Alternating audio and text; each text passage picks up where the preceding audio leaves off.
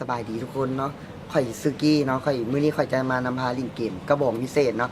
ซึ่งเกมกระบองวิเศษนี้จะเหมาะสมสำหรับทุกเพศทุกวัยเลยเนาะอาจจะลินน้ำมูในห้องการได้ในห้องประชุมได้ซึ่งเกมนี้เนาะมันจะสอนให้เรามีสติและการมี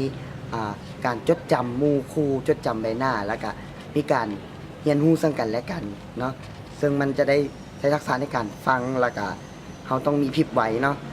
เกมนี้จะมีอุปกรณ์อยู่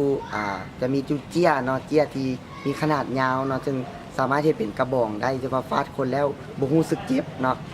และเกมนี้จะใช้เวลาประมาณ15-20นาทีเหมาะสำหรับคน15คนลงมาเนาะซึ่งกติกาก็คือเนาะให้ผู้เข้าร่วมเนาะเฮ็ดเป็นวงมนแล้วผู้ที่เป็นผู้นำน่าจะถือกระบองวิเศษไว้อยู่ทั้งกลางเนาะซึ่งผู้เข้าร่วมมันบ่สามารถเน่งได้เนาะกติกาแม่นผู้เข้าร่วมมันสามารถเว้าซื้อคนอื่นได้เนาะเว้าเทื่อละคนเนาะเว้าซื้อคนอื่นเพื่อให้คนอื่นรู้สึกตัวว่าก็เจ้าถูกทวงซื้อเวลาคนที่ว่าถูกทวงซื้อแล้วเนาะให้ทวงซื้อคนใหม่เพื่อบ่ให้ตัวเองถูกฟาดเนาะ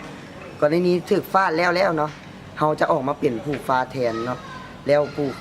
ผู้นำจะได้เข้าไปบอลเนาะ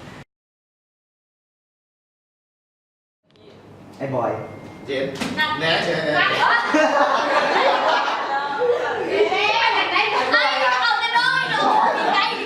เดี๋ยวใกล้ถึงแล้วสองเจ้าซื้อคนเดียวเหรอเอาอีก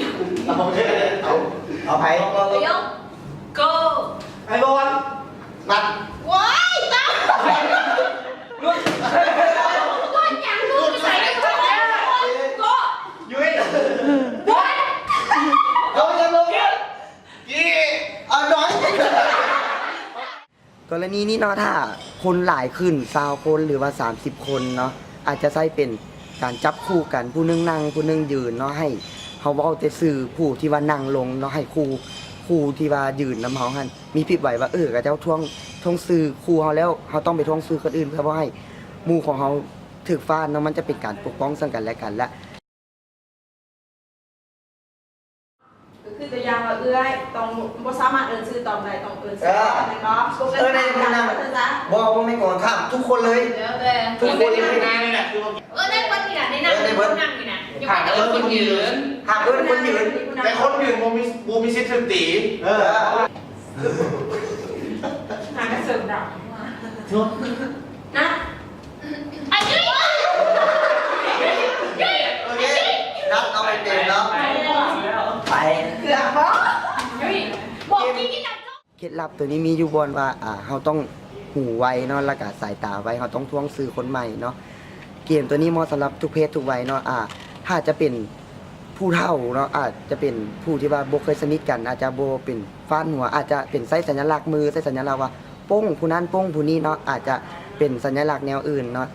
เกมนี้เหมาะสมสำหรับทุกคนหลายเนาะอยากให้ทุกคนได้ลิ้นเพราะว่ามันม่วนหลายแล้วมันจะเฮ็ดให้เราจื้อกันได้ดีและเฮ็ดให้เราสนิทกันหลายขึ้นในห้องการเราอีกเนาะ